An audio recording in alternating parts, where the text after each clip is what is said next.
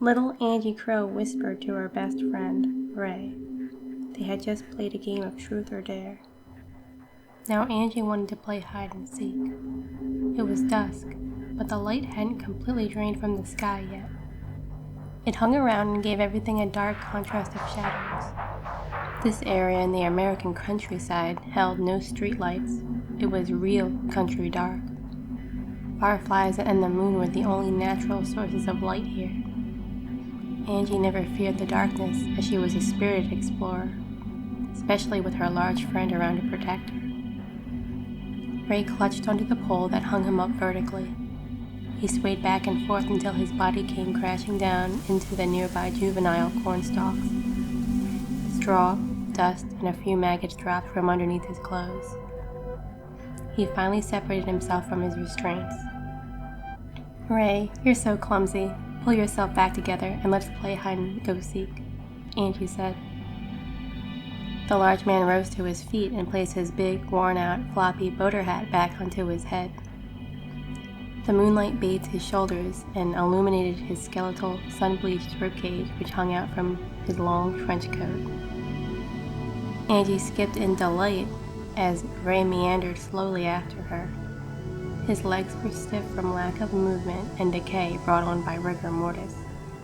"This isn't how you play the game, Ray. You stay there and count to 30 with your eyes closed. Then I'll go and hide, okay?" Angie said. Ray stopped and turned around to give Angie a chance to hide. Angie giggled and dashed towards her rustic house.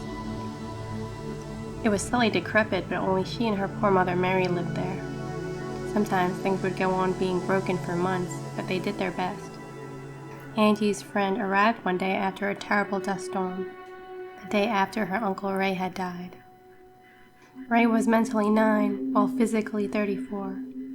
Her uncle had seen his dog Chauncey escape from the storm and chased after him. Since visibility was so poor, he hadn't seen the forgotten pitchfork hidden in the cornfield. He fell onto it and stuck himself, ending his life. The scarecrow's skin was a deep, dark brown, amber color, wrinkly, and had the texture of an old leather jacket. His clothes were weather-worn like they were taken from a hangman's grave, and his big black boots were filled with holes. Mary didn't see this as a problem. She knew her daughter had an overactive imagination, just like she did as a child. Mary would rather have Angie create her friends. It was a better alternative than her feeling lonely from the lack of school children to play with. She found a great hiding spot in Chauncey's doghouse. Her bloodhound was too busy hunting a rabbit in the nearby meadow to care. Ray finished counting and slowly moved through the cornfield. His hulking body moved like a tank and plowed through the crops of varying sizes easily. Ray stopped in his tracks in front of Angie's house. He had noticed something in the grass. He found a daisy Angie would use to decorate her hair, nestled neatly in the bare earth. He picked it up and sniffed it, enjoying its fragrance wholeheartedly. He compared its delicate nature to Angie's own. Its fragile white petals were like Angie's dress. The yellow disc represented the light she brought into a dark room. Its stem was woven together like the love she showed to those she cared for. Ray admired the simple beauty of it, while the last of the light in the sky died. The moonlight shined down on them as an otherworldly stage light, ready to be danced in. Ray pocketed the flower. Another man lurked in the comfort of his own darkness. He held a small knife that reflected the moon's light in its smooth, shining blade. His intentions were not something spoken aloud, but were whispered of behind closed doors. It was a sickness only seen and felt by the most vulnerable people.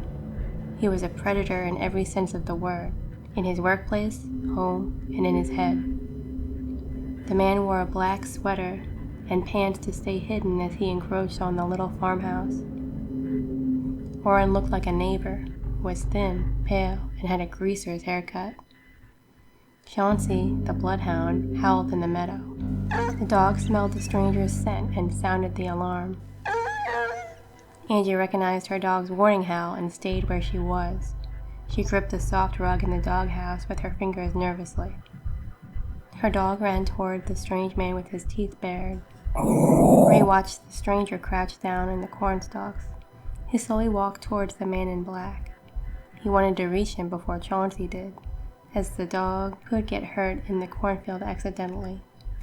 Ray's strange, intimidating appearance startled the man, as Angie's friend was certainly not winning any beauty contests.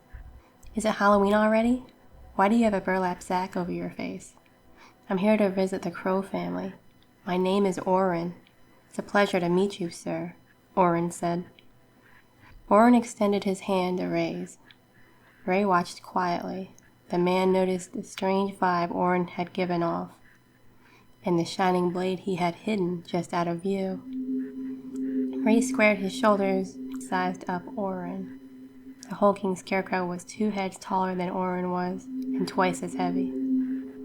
Ray grabbed Orrin's hand and pulled him closer. Orrin slashed Ray's side.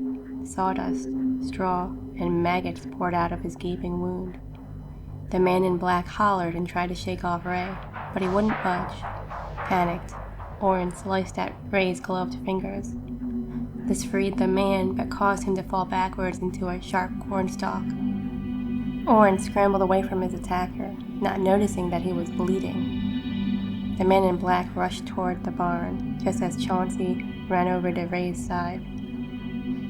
The bloodhound whined and licked Ray's wounds affectionately.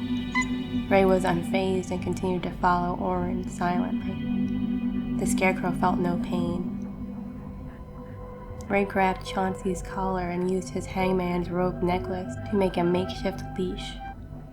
He placed it around the dog's neck, allowing Chauncey to track Orrin. The dog led Ray to the crow's barn. Angie saw Orrin run to the building and stood at its entrance, waiting for Ray and Chauncey to approach her. Once they met up with her, she turned to them. "He's hurt, Ray. I think it's because you were frightening. People judge others by the way they dress all the time. He probably thought you were going to hurt him. Give him a flower," Angie said. The scarecrow complied and took out the flower he had hidden in his coat. He gave the rope leash to Angie to keep Chauncey still as he entered the barn. Ray followed the small blood droplets into one of the abandoned horse stalls. Orrin armed himself with his knife once he saw Ray move too close for his liking. "I wasn't going to hurt them, just scare him a little. You can take a joke, can't you?" Orrin asked, pleading. Ray outstretched his arm with the daisy in hand. He showed it to Orrin, hoping that he'd accept the small peace offering. Orrin backed away, spooked by the lack of blood from the scarecrow's injuries. He watched as dust and maggots slowly fell out of Ray. "You're some kind of demon or ghost. Please don't hurt me. I was trying to get some money from them. Surely you'd understand," Orrin pleaded. Ray held the flower closer to Orrin and placed it into his hand. Orrin looked on, mildly confused by the gesture.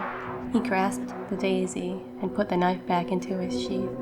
Orrin smirked and folded his arms, amused by the turn of events. "So you're not going to hurt me, huh? Well, that's not what I was expecting.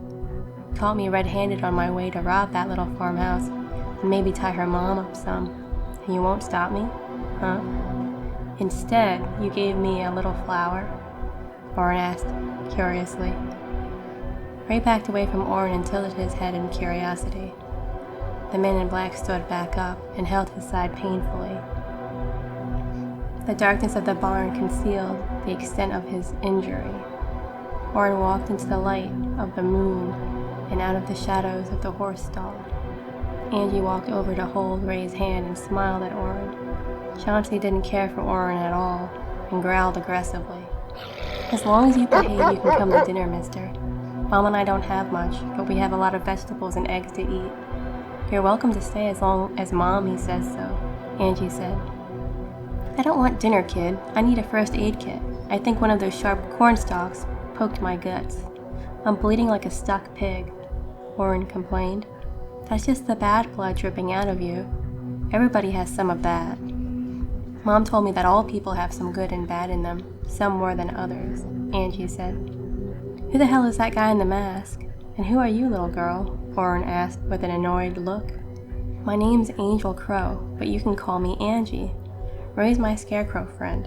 He's related to my Uncle Ray, who passed away a little while ago, Angie said. How can anyone be related to a scarecrow?